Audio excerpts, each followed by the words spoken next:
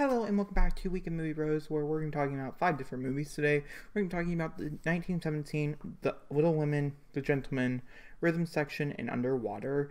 There's a variety of different films here, so in case you're looking for something specific, there are going to be chapter times linked down below to each and every one of these films, as each review is different. I just figured it'd be quicker to do a wrap-up of all these movies and to review them separately, and so that's basically what we're doing today. So we're going to start out with 1917. I gave this a 4-star review. This follows two men who are sent on a mission during World War I to go warn these people about that their platoon is going to die if they move forward with whatever plan they're going on. There's a few quick cameos in this movie. It's probably going to win Best Picture at the Oscars, which is the reason why I watched it. I watched it last month in February. Oh my gosh, sorry. I watched it last month in January, and we are here to kind of discuss my opinions and stuff. This was a 4 out of 5 star film. I didn't like this film, but my personal opinion, I think it probably deserves more like a 3. Probably a 3.5.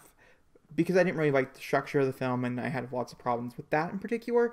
But I have to kind of give it a 4 just for technical reasons alone. I'm a cinema buff at heart, and my technical reasons are this. The movie is shot beautifully. Sam Mendes did an amazing job looking after these characters and doing exactly what he needed to do for this particular film. And it is a one-shot take throughout the whole film. There's only one specific spot where you can tell that it is cut in a certain way, and I can understand why it's nominated for Oscars. I don't really think this is Best Picture material. I think the only reason why it's Best Picture is because of the one shot, and the one shot's not really cool until the second half of the film, in my personal opinion. I think it's really interesting in certain parts in the first act, but I really do think the second act, which I'm going to divide this movie into 2 acts instead of normal 3, I think the second act has much cooler sequences. The darkness sequence is probably one of the best shot sequences I've seen in recent years, and for that alone, I really enjoyed.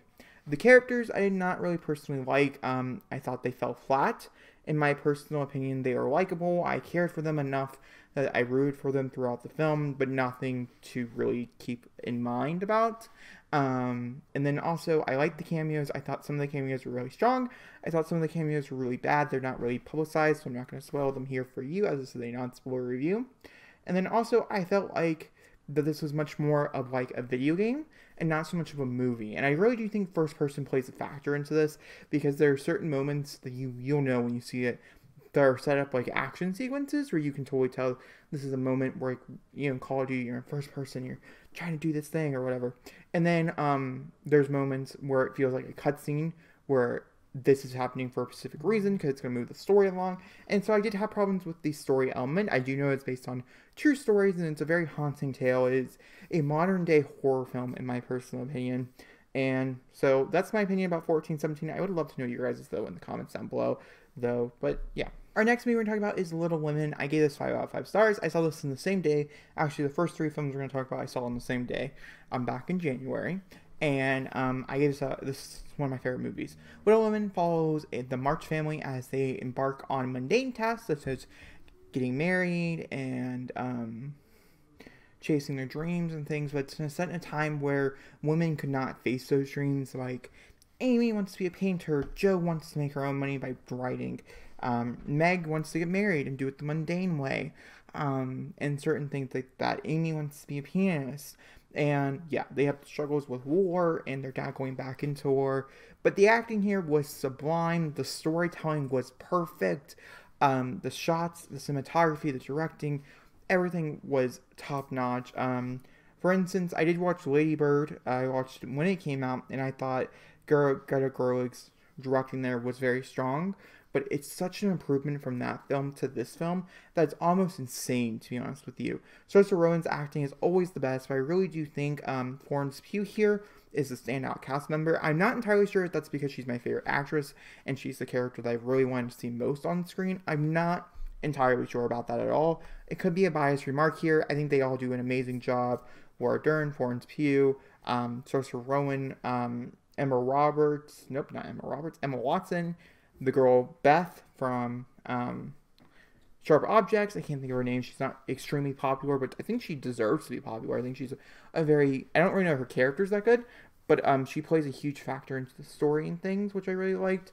Timothy Chalamet is amazing in the role, as well as Laurie, the Frenchman, who I can't think of off the top of his name either. He is French, and he did an amazing job as a character that pops up a little bit later on in the story. I also liked how the story was told in a mix of directions, of where we sliding into one scene right out of the other.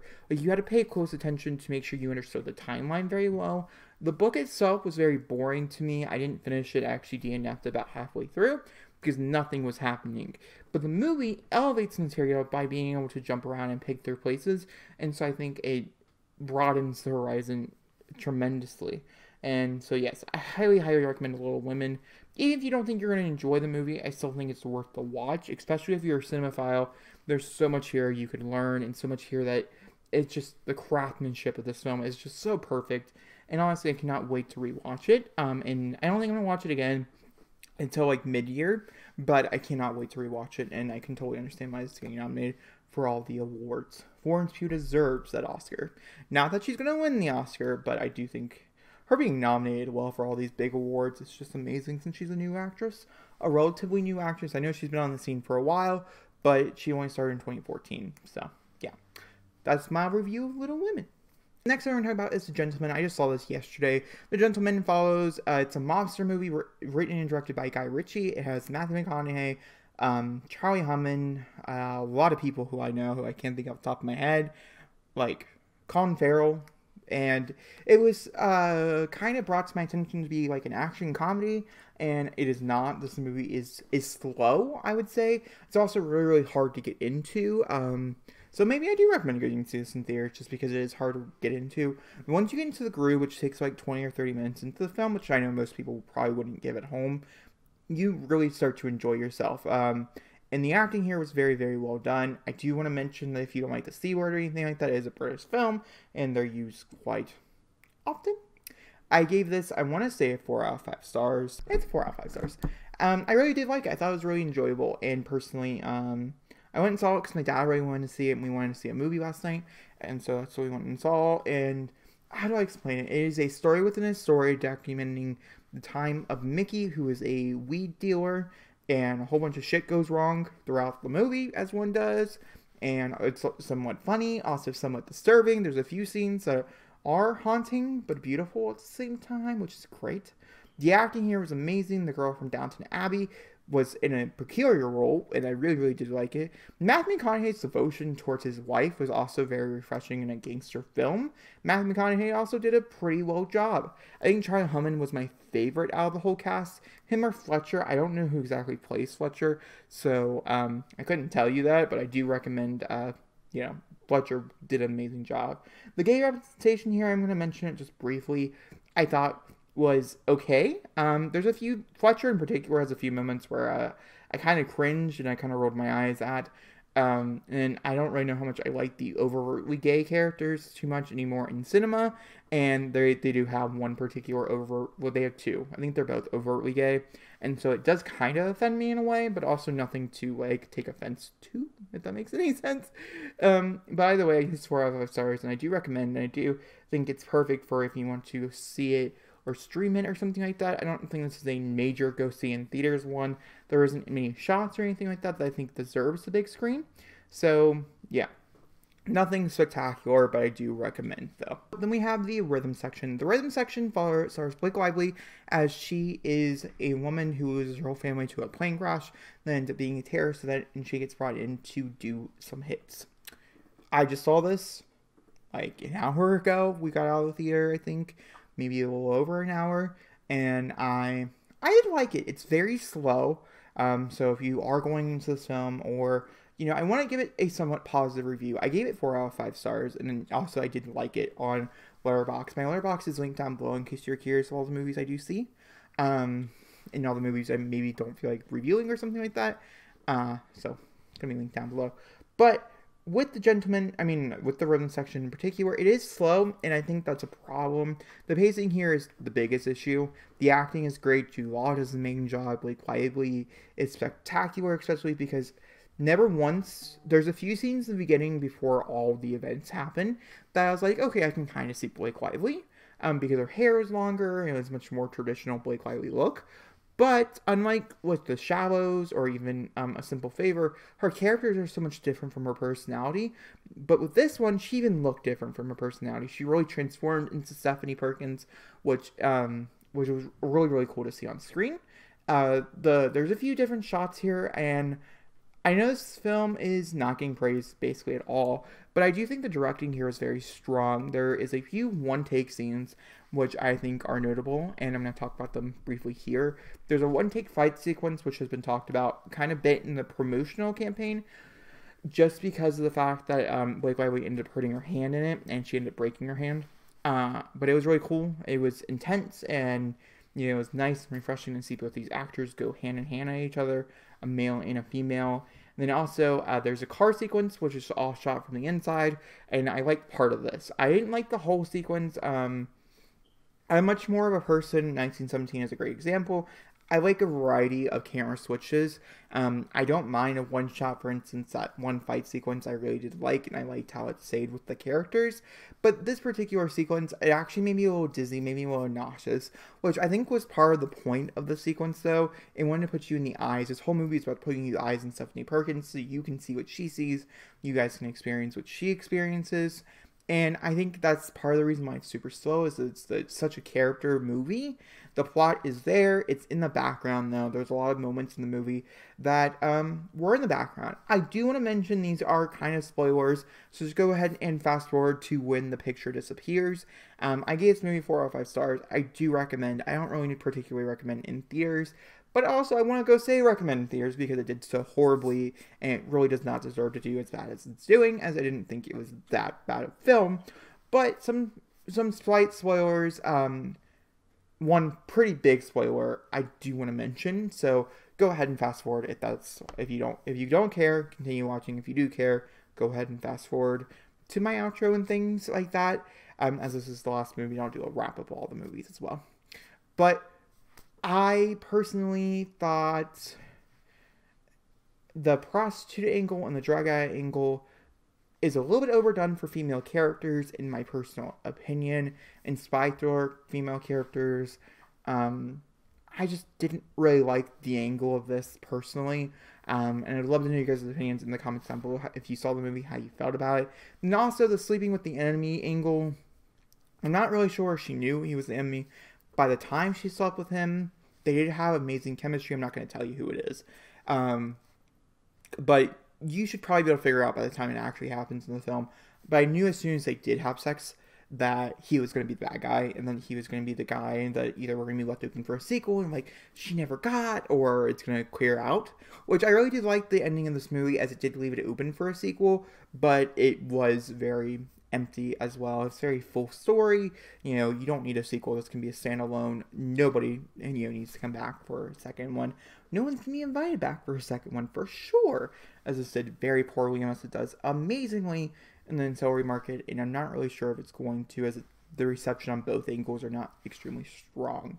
But guys, those are my reviews, and I'm going to quickly run through them in case you're somebody who just wants to jump to the end, and that's perfectly fine. So we reviewed 1917, which I gave a 4 out of 5 stars. We reviewed Little Women, which I gave a 5 out of 5 stars. It's the only 5 out of 5 stars in this review.